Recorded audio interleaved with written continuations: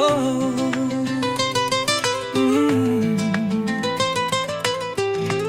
Katika moyo wa taifa hili, chini ya anga la samawati, kuna roho inayochipuka, maadili madhubuti na halisi. Kutoka milimani hadi kwenye tambarare, kutoka miji hadi baharini, tunasimama kwa uhuru, kwa imani na familia. Tunaingia kwa kina katika kile tunachoamini. All right, so get ready, because today we're diving deep into land ownership and racial politics in South Africa. It's a pretty complex topic, making headlines, sparking lots of debate. And you sent over some sources with some pretty different perspectives on what's actually happening. Like one source, it directly claims that the South African government is going after white landowners. But then there's a news article about a protest, white South Africans supporting Trump's accusations that they're victims of racism. It really is interesting, isn't it, how these two narratives are kind of clashing. I mean, we're talking about claims of anti-white racism in a country that's still dealing with the effects of apartheid. A system based on racial segregation and inequality. It's a lot to unpack here. Yeah, it's definitely a lot to unpack. So let's try and figure this out. What's really going on? Is there any truth to these claims of racism? Or is it more nuanced than that? Right. Well, let's start with that protest that's gotten so much attention. Hundreds of white South Africans, a lot of them Afrikaners, gathered outside the U.S. Embassy in Pretoria. And they were carrying signs supporting Trump and criticizing their own government, saying the government is making laws that are racist. Yeah, it's a powerful image for sure. And it was just a week after Trump issued that executive order to cut aid to South Africa. And he directly accused the South African government of targeting Afrikaners. This new land expropriation law, even called them, and I quote, racially disfavored landowners. He didn't hold back. Nope. And he went even further, offering them refugee status in the U.S., really framing the situation like a humanitarian crisis. That move really added fuel to the fire, brought a lot of international attention to this. It did. But then you have the South African government pushing back hard.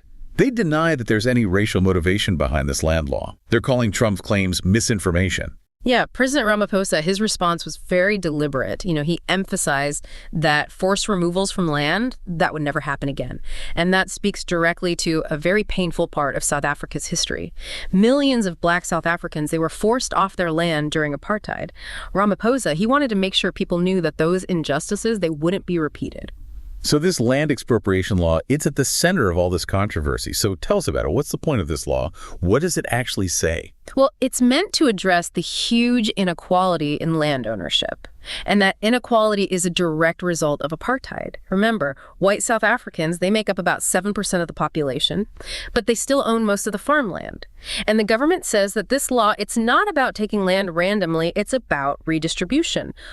For the public good. They say it will include fair compensation, and it'll follow a legal process. But the protesters, they don't seem to see it that way, do they? It seems like they see this as an attack on them specifically. You're right. Their concerns, they actually go beyond just this land issue.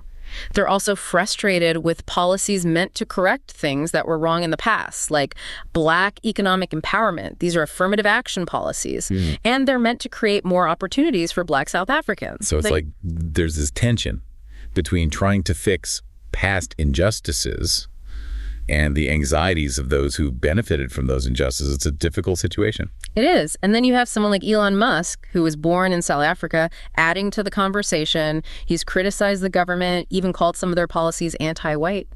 Yeah, and it sounds like his own experience trying to get a license for his Starlink satellite internet service, it's kind of shaped his view. Yeah. He didn't meet the affirmative action criteria. Seems like that really added fuel to the fire for him. It's interesting, isn't it, how personal experiences can shape our views on these big issues. Makes you think, how do we balance addressing historical wrongs with fairness and individual rights in the present?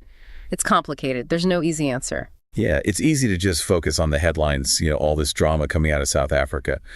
But you have to remember, This is a country trying to work through a really, really painful and complicated history. That's a good point. I mean, we can't ignore the legacy of apartheid, a system that took away land, rights, dignity from Black South Africans. Right. For decades, you really have to understand that historical context to grasp what's happening now. Absolutely. And the transition to a multiracial democracy back in '94, that was a big step. But it's like the wounds from the past, they haven't fully healed, have they? It's not just about economics either. It's about identity, belonging, trying to right historical wrongs. Yeah. For a lot of Black South Africans owning land, it's about getting back what was taken from them and their ancestors. It's about reclaiming their heritage, having a connection to their history. Right, a real tangible connection. But for some white South Africans, especially those who benefited from apartheid, these efforts to redistribute land, they can feel threatening, like being punished for the past, even if they weren't directly responsible for what happened. Yeah, I can see that. I mean, it makes sense that people would be anxious when they think about losing something they believe is theirs, even if that ownership came from a system that was unfair to begin with. Right, and then you have figures like Trump and Musk using language that just reinforces those anxieties and fears, framing it as white people being the victims. It just makes things worse. Exactly. And that's where things get really dangerous when you boil down this complicated issue to just us versus them. It shuts down any kind of productive dialogue, makes it so much harder to find solutions that work for everyone. It's like pouring gasoline on a fire that's already burning. Yeah. And it distracts from what really needs to be done, addressing the roots of inequality, building a society that's actually fair for all South Africans. I agree. It's a big distraction from the real issues. So how does South Africa move forward from this? How do you balance fixing past wrongs with reconciliation and healing? That's the big question, isn't it? And there's no easy answer. It takes open and honest dialogue, empathy from everyone, a willingness to compromise, finding solutions that acknowledge the past, while also creating a future where everyone feels like they belong. And maybe a little less interference from outside forces who are just trying to take advantage of the situation for their own gain. Absolutely. South Africa needs the space to work this out, to heal, to build a future that's just and equitable for all its citizens. A future for all. It's a story that's still being written, and it's important that we stay engaged and informed. What's happening in South Africa, it's like a microcosm of the struggles so many countries are going through, trying to reconcile with a past marked by colonialism and racial injustice. That's a great point. It reminds us that these issues, they're not isolated to just one place. The challenges facing South Africa, they resonate around the world. And the lessons they learn, the solutions they come up with, those could have an impact way beyond their borders. Okay, so we've talked about a lot. What are some key takeaways, things our listeners should keep in mind? Well, I think the main thing is that South Africa is at a crossroads, trying to deal with its past and build a better future. And it's not easy, is it? It's full of challenges. There are valid concerns on all sides. Finding solutions that address those concerns and still move the country forward, that's a huge task. It does, yeah. It seems like a real balancing act, trying to address those inequalities from apartheid, but also doing it in a way that's fair, doesn't create new problems or further alienate groups of people. Exactly. And those anxieties, those grievances we discussed, they're very real. People are worried about their jobs, their safety, what the future holds. It's easy to get swept up in the politics and the big headlines. But there are real people at the center of all of this, people who are dealing with these changes in really personal and significant ways. And we see that, don't we? In the protests, in the strong opinions from people like Elon Musk, even in the way some international figures are getting involved. It shows us that. Even in a country that's made progress with reconciliation, those wounds from the past can run deep. They can reopen easily if we're not careful. You're right. And outside voices, especially ones with big platforms, sometimes they can make things worse, even if they don't mean to. So where does South Africa go from here? What's next? Well, it's pretty clear they need to talk, have open and honest conversations about these issues. They need to create spaces where people feel safe to share what they've been through, their fears, their hopes for the future, without feeling judged. Right, a safe space to share. It's about acknowledging the hurt and the trauma on all sides, working together to find solutions that help everyone. Working together. It sounds tough, but important. What about people like us? Not directly involved, but we want to help. What can we do? I think the most important thing is to learn educate ourselves, look for different points of view, read from different sources, listen to South Africans from all walks of life. Don't oversimplify things. It's not black and white. It's more complex than that. Look beyond those headlines, the sound bites. Exactly. And when we hear those oversimplified stories, those us versus them narratives, we need to push back on that. Remember that these are real people with real experiences. They deserve to be heard and respected. It all comes back to empathy, doesn't it? Yeah. To really move forward, we have to listen to each other, understand different viewpoints, be willing to have those difficult conversations with open hearts and open minds. Well said. That's what leads to real progress. Well, you've given us a lot to think about.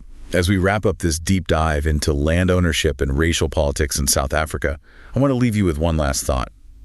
We've seen how apartheid still affects South Africa today, but we've also seen how resilient the people are, their commitment to building a better future. And that future, it's still being written. It's a story we should all be paying attention to. Thanks for joining us on this journey. Keep diving deep.